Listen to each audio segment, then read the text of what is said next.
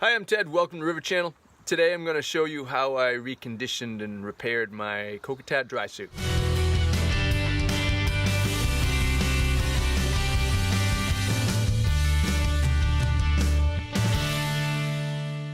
Okay, so my dry suit is pretty old. It's got to be 10, maybe even 15 years old. And so it really wasn't that dry anymore.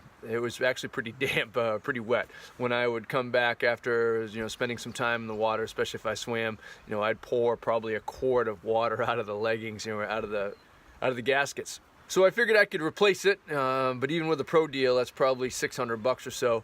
Or I could spend, maybe $50 between glues and patches and gaskets and things like that, and get it back in usable condition, so it'd be drier.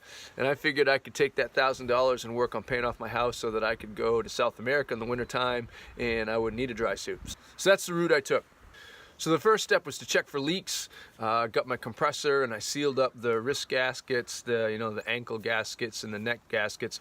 For the wrists and ankles, I just used some water bottles. I made forms, and actually I did end up making a form for the ankle gaskets as well. I took some 2-inch foam, cut it into a 10-inch circle and covered it with duct tape, and I kind of used that because I did have to replace the neck gasket as well.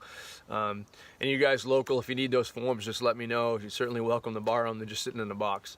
And so that was, then I took a compressor, filled it up with air, and took some soapy water and a marker and kind of went around and found all the leaks.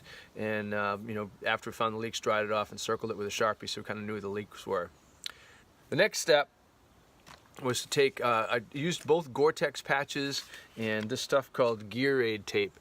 That actually I like the tape better. It was a little bit thinner, and it was easier to sort of roll and get it to bond to the fabric of the dry suit.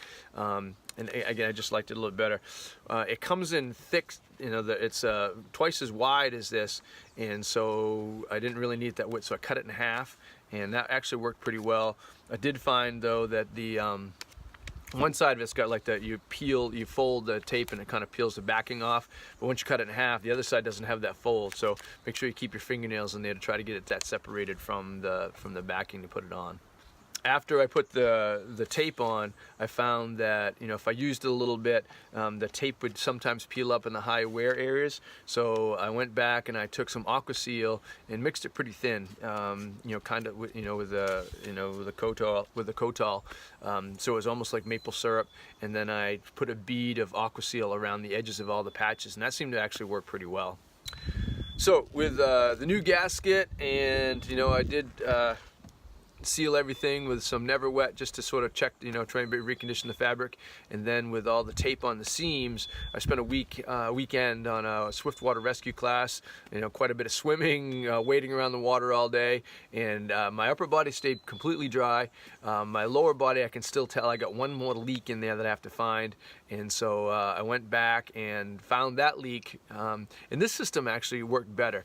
I knew it was sort of in that leg, so I twisted it up high on the thigh of the leg and then secured that with a piece of cord, and then I took an old blower that I had, and same thing, put that in the ankle gasket, secured that with some cord, and I could keep that blower just going, and then I didn't have to worry about the losing air pressure, and that just sort of kind of blew air in there. And I took the soapy water, and I could really kind of pinpoint those leaks. So I've got those leaks done now, and I'm pretty confident that this dry suit is going to stay a lot drier than it was about a month ago. It's been kind of a long project to do it. So hey, best of luck. If you have any issues with your dry gear, like I said, I did really like this tape better than I like the Gore-Tex patches, and I do like this Never Wet one spray better than the 2-spray system that makes it kind of look like sandpaper. So if you have any questions, feel free to put them in the comments, and I'll try to answer them the best I can.